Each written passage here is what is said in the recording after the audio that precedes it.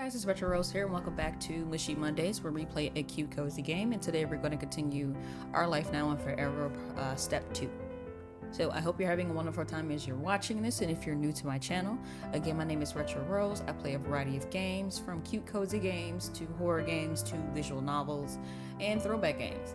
Hence the name Retro Rose. But thank you for joining me on this video, and I hope you join my rose garden, just like the other 92 people have. So let's get started. You were left waiting longer than somebody normally had to stand at a doorstep. You had no idea what to expect. This could take a few seconds or a few minutes. You might have to start banging out here. Your gaze wandered. It landed on the row of shadows stretching across the ground.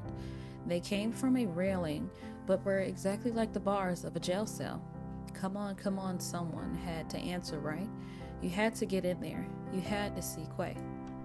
And then the door moved. Finally, somebody answered. On the other side was Mr. Lin. He hadn't left for the day. You were guessing he had some real estating he had to do this afternoon. He did have on a coat. It looked kind of like a biker jacket, and he was kind of a biker, just not a motorcycler. Mr. Lin kept it only half zipped up, so to show his professional button-down shirt and tie combo underneath. That was definitely the man to talk to about buying something that cost hundreds of thousands of dollars. Just look at how his glasses match his eyes, and the way he put his hands confidently on his hips.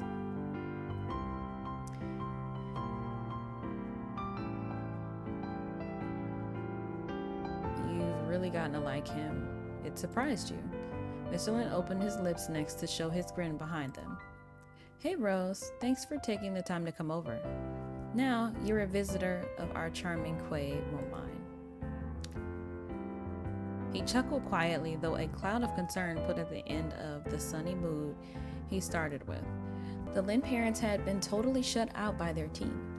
They had to rely on the neighbor kid completely. You were their only lifeline left. Not even Ren was a for sure thing these days. But you'd want to see Quay whether they asked for that or not. Oh, come in please. Don't let me hold you up. Sure. Mr. Lin moved aside. You passed through the door. Your host followed after, but you got ahead of him after a few steps. Just head up to their room. You know where it is. I'll be here. You didn't stop walking. You didn't want to stay there. It was hard to explain the way a space could stay so much the same and still be so different. Their living room didn't decide to get spotless tidy yesterday because it knew there'd be a guest. It was always like that. But the house didn't feel nice or neat anymore. Somehow it seemed sharp, stiff, and uninviting. Every single time your feet touched the floor, you braced yourself for a crack of eggshells. At the top of the stairs, you got a different kind of jolt. You weren't alone there. Oh, Mrs. Lin, she looks so pretty. Miss Lin, she stood in front of Quay's room, facing directly towards you. It's good to see you. She's so pretty. She had on a simple dress, brown from top to bottom. Her slippers were white. You didn't have to check out a window to see autumn here. Miss Lin displayed the season in action. Her dark blue hair was pulled back into a bun. That took even more color away from her. Though that hairstyle did make her earrings stand out, gold leaves with purple stones. She wore those for years. Focusing on her that closely, you notice her mouth pulled into a faint smile. I've been knocking. Mrs. Lin twisted around to touch the door again. She stared at the wall between her and her child. That must have been exactly how she was before she heard someone coming. Quay hasn't answered, but they would if they knew you were here. Speaking at the plank of wall, she stopped talking to you. Quay, your friend is here. They will be coming in. You leaned in, ears perked. It was dead silent. Still, Miss Lin backed away. That was the most the mom could do. She kept that smile for you. You can stay as long as you like. We get to actually see the inside of the house. So that's so pretty to me. I love all the character designs and like the whole layout of the game. It's chef's kiss. You can stay as long as you like. And then she vanished down the way you came. Miss Lin relaxed you. You never had to worry about what would happen. No, I don't think she's cold. Miss Lin is so sweet and thoughtful. You had been so wrong as a kid. How can anyone not like Miss Lin? It was impossible.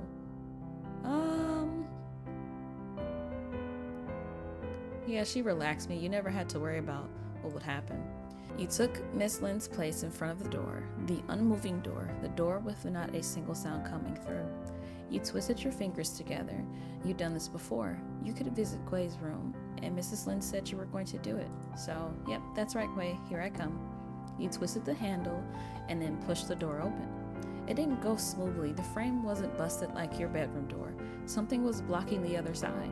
Okay, Quay hadn't been spending their time in there cleaning. Not a surprise. It was a mess. Quay's personal space was the only part of the Lynn household that had permission to fall to pieces. The room was perfect for a game of I Spy.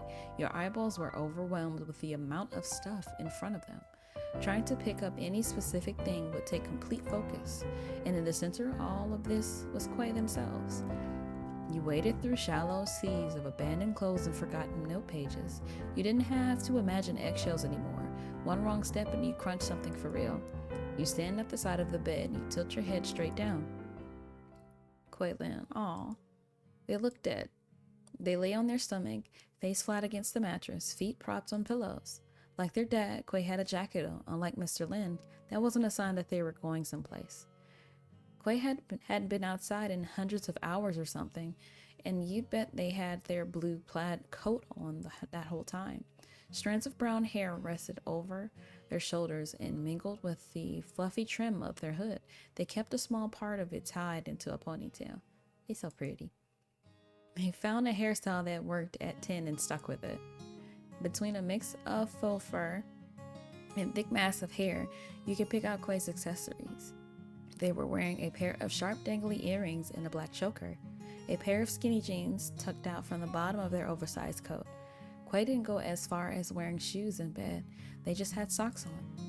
Seeing Quay from below was something you were used to. For years, Quay was tall one in town. Now, soon to be a high schooler, they turned out to be an average-sized teen. But you were a short kid, and you were still a shorter teenager. Quay kept multiple inches over you. Yes, I am still short. I'm also short, but I am still short. And I'm almost 30. People still called them by Autumn. You didn't. Some people called them by Autumn, including you. No, I'd still call them Autumn. You'd known them as Quay and Autumn since you'd met. A low moan escaped from between Quay's lips and the mattress they were pressed against. It went on and on until they didn't have air left in their chest.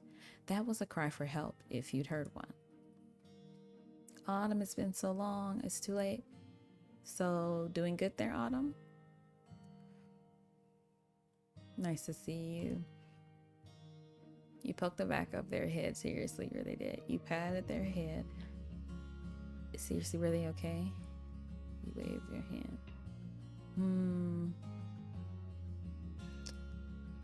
I'll probably pat the back of their head. Quay found the strength deep down inside of them to grumble even more. They twisted their head onto its side. Half of Autumn's face appeared, and half of their mouth was pulled into a smirk. You didn't need to see the other side to tell that much. The sparkle in their eyes made it clear. Hi. Your insides cranked the heat up to 11,000. I'm glad you came over. I've been so busy getting ready for tomorrow and everything. No way was Quay's prep going to be something helpful. My will is almost finished. You coughed. Okay, Quay. That was why you worried. Flooding their eyes closed, Quay kicked their legs through the air. They grinned sweet as could be. Rose, I'm leaving you my notes and whatever pages you can find. Their feet froze mid-arc, and the bed squeaked and Autumn's eyes opened again. Burn them. Hold on, what does the rest of the will say? I can't promise that, Autumn. It's too cruel. No thanks, you do it. Oh, you know I will. I'll toast the s'mores over flames in your honor. Autumn continued to lay there, making a real show of being on their deathbed. They spoke to you gently, as if it might be their last words. Thanks. Oh, which it wasn't because nothing was wrong with them to prove that. They popped one of their thumbs straight up. Don't tell my parents you're a hero. Your friend faded right in front of you. It wasn't an act anymore. Autumn pressed his face into the blanket again. High school is a death sentence. The teachers should fail me now and save everyone the trouble. Is that why you aren't coming out of your room? If I never go anywhere ever, then my parents won't be surprised when I don't go out to school tomorrow either. I figured I should help them get used to it before the big day. And maybe if I do it long enough, people will forget I'm here.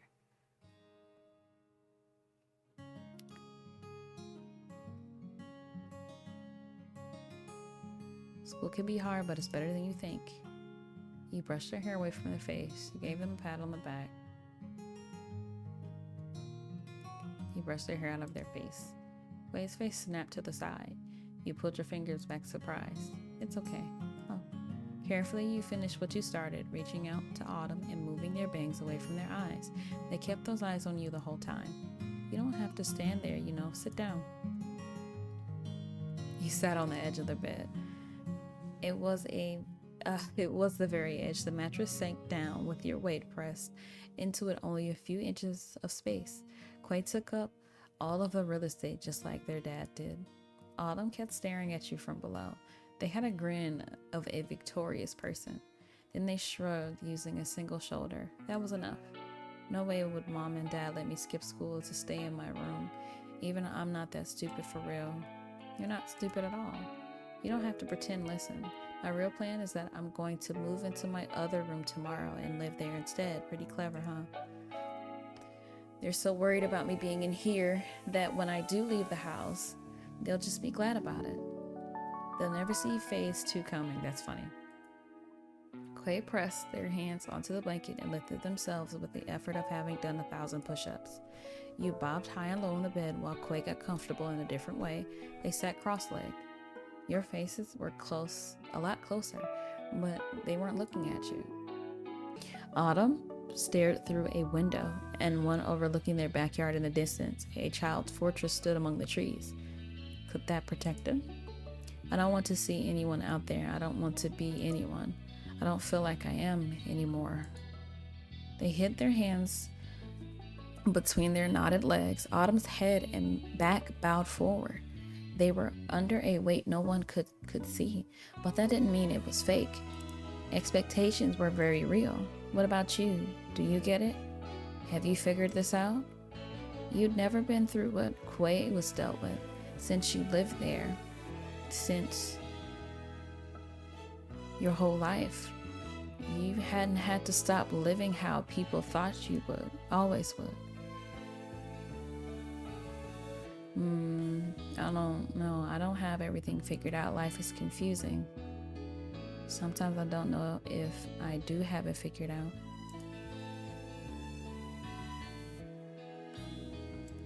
No, I don't have everything figured out. Life is confusing. Oh, geez, forget it, Rose. You don't have to worry about that.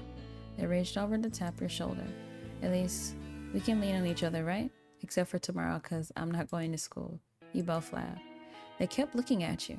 Quay's eyes didn't flaunt how dead inside that they were anymore. Suddenly they were alive. Okay, Quay, was up to something. Hey, I've got to give you something.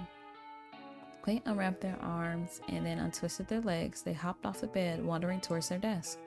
It better not be your will. It's not. They grabbed their most recent notebook. Autumn had gone through a lot in the time you've known them. No matter how much Quay loved one, it would never survive more than a half a year.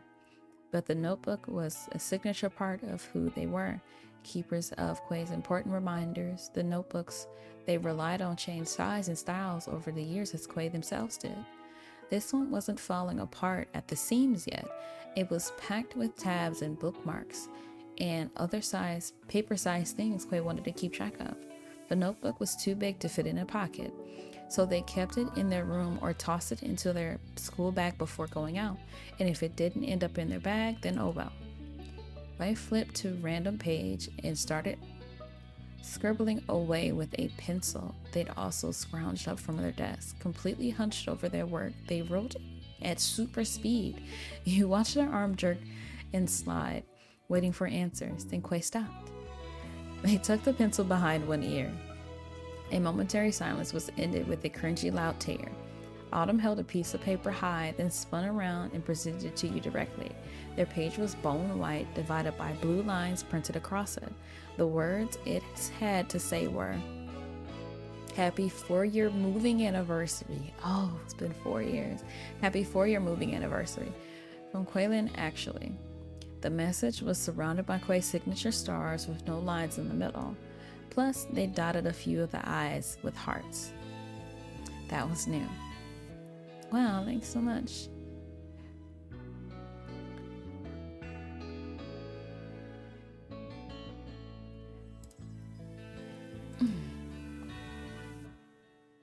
You remembered.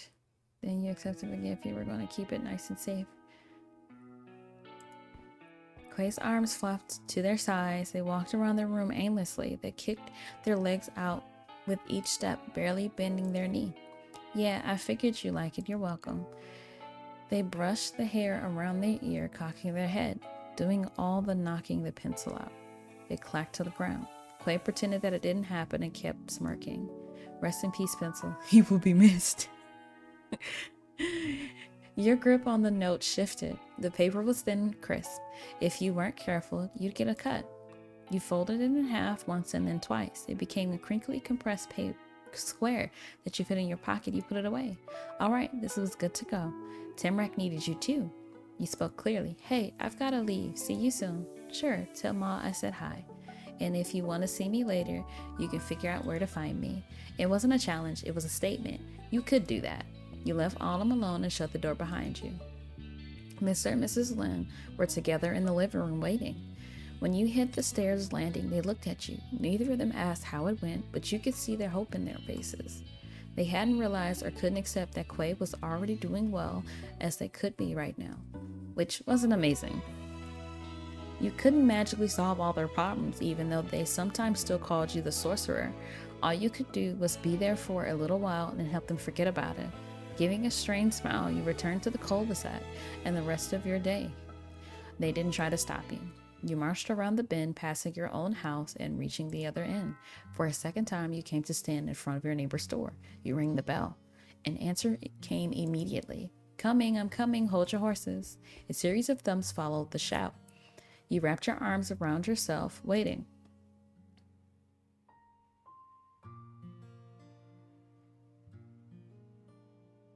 I think I have to sneeze.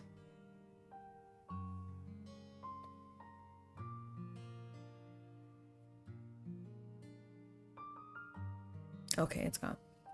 The door swinging inward wafted a perfume, and a long, worn-out breath escaped from the opening. The trip down the main hall got longer every year, as the woman in front of you would swear. That was your grandma right there. Miss Baumann was such a cool old lady. I say grandma. And she was still granny to you. She dressed as glamorous as ever, with a poofy blouse and the statement belt buckle. That golden double loop acted as her anchor. She always needed something to keep her grounded. Besides, Granny could never be too old to get dolled up, and it didn't matter where her knees didn't work the way that they used to, and the last hint of blonde had faded from her hair. She also had chopped ends off several months ago. The split ends had gotten out of control. Though her hair has been so long, removing inches left plenty. Pure white strands framed her mute red eyes. Granny leaned her cheek onto the frame. She shared a smile for a hello. I didn't know you and Tamarack had plans, but that's good. Perfect timing. I had told Opal repeatedly how lucky she is to have such a kind-hearted child. I say the same about Tamarack. Lord knows there are some true ramble roarsers out there that. She stopped herself and shook her head. The ribbony bit on her shirt flapped like a flag in surrender. It doesn't matter. You're not here for me to talk your ear off. You're here for your friend. Tamarack is in the backyard, of all things. I suggest you go right around the house. That'll get you to her. Great plan. If you cut through the house, you might reach the other side with one less ear. Have a good day, Angel. Grandma shut the door behind her. You turned the other way and hopped off the porch. Miss the Baumann backyard, huh? You saw it all the time out the window from your own yard, but it's been ages since you stepped a foot in there. You didn't because Tamarack didn't. How awkward would it be if you went into her backyard by yourself? Tamarack had gone over every inch of that patch of earth 100 times. There's no magic left to find. She'd outgrown her childhood playground, like growing a tree in a too small pot.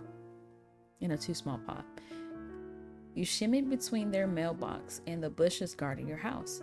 Ma kept those trim. They weren't as wild as when you moved in. That didn't mean they were small, and you weren't a kid anymore. Leaves tickled your chin as you passed by. Branches brushed your chest. Your house was psyching you up for days. You got through the gap and around the corner. A narrow path opened into the edge of a far reaching forest. The line between the woods and backyard was clear. Mr. and Mrs. Baumann made sure that the land they were paying for stayed in tip top form. It didn't matter that people living there only enjoyed its beauty maybe a couple of times a month. What if a guest saw their grass with a less than flawless form? That concern for others didn't mean they were going to replace perfectly good patio furniture. It'd been 4 years, and they still had the same table and chairs. And you'd bet money those were already old when you first saw them. There was something new there, though. A bag set nicely on the tabletop. Tamarack's childhood messenger bag had to join the Baumann collection of antiques that were to be seen, not touched, before it fell apart completely. The new pretty pack could hold just as much as the original. It was also mostly brown again. The strap, the top flap, the bottom support, all were. But the center was pastel pink. Miss Baumann got it for her lovely granddaughter, and she had assured everyone that Mr. Baumann helped. You shifted your focus over to the lovely lady. Tamarack sat motionlessly on the tire swing where her grandparents had made her. She had her arms wrapped around the rope, tied in a bow. The tip of her pink boots dragged against the ground. That was where she started to add the dirt. Heavy bangs covered a third of her face. A ribbon delicately hung on the side of her head. Tamarack's hair stayed short. She'd actually had it cut a little shorter than when she was a kid. Instead of letting it be a total floof ball, she styled her strands into soft waves. She hadn't bothered to put on a coat. A purple knitted sweater over a kind of lacy trim shirt was enough. She had leggings for pants. It looked great. That was Tamarack Baumann, though you knew her by her nickname. That was Tamarack Baumann for you. It seemed like this was a glasses day. Wide frame rested against her nose. When Tamarack had to get braces, she insisted on having contacts too. You could not live with both of those at the same time. She could not live with both of those at the same time. But Tamarack didn't like wearing contacts either. Contacts were only worth the annoyance if you're going somewhere with a lot of people. Yes, because I have contacts, and it's only fine with me if I'm going to be doing something so much so. But if I'm not going to go nowhere, I'm going to take them out my face. Or basically put my eyeballs up and then put my glasses on. You walked over to the rock path. She heard you coming. Tamarack glanced up. Tamarack's tense features wouldn't stop a smile from spreading over her cheeks. Rose.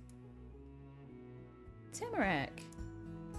She lurched forward with a burst of motion, reaching out towards you. The tires she dangled on swung with that energy. You went over before she could fall further away than where she had begun. You walked forward and back in the swing's arch. 3 steps one way or the other. It was kind of like a dance. Tamarack kept on rocking. She looked brighter each time the tire lifted your way. She laughed when it pulled away and you chased her. You made it. Her hair fluttered in the breeze. So actually, I'm gonna go ahead and cut it here, guys, and we can actually finish this up on next Monday. So thank you for joining me on this Mushy Monday with Our Life Now or Forever. I can say so far since step 1 and going into step 2, I can see such a stark difference between Tamarack and Autumn's personalities compared to when I first met them. And I understand how that can be with life circumstances, and I myself with the friends that I had at that age. And it's just, I feel a little sad because I understand what Autumn, I don't understand what Autumn is going through, but I can empathize with that and just trying to figure out who you are in that aspect. And then Tamarack feeling like her life could just change at the drop of a phone call. When you have parents that are kind of in and out like that, that can kind of really shape you and just kind of make you feel some kind of way. So yeah, it's interesting to see the changes that they're going through and just trying to be able to support the both of them as their friend. It can be difficult being friends with people sometimes, and it's just, it's just worth it to see your friends grow, because you're going to love to learn to love the people that they grow into as y'all all grow and change. But I'm not gonna talk your ear off. I've been talking for a minute now. But thank you for joining me again, and I'll catch you guys next time.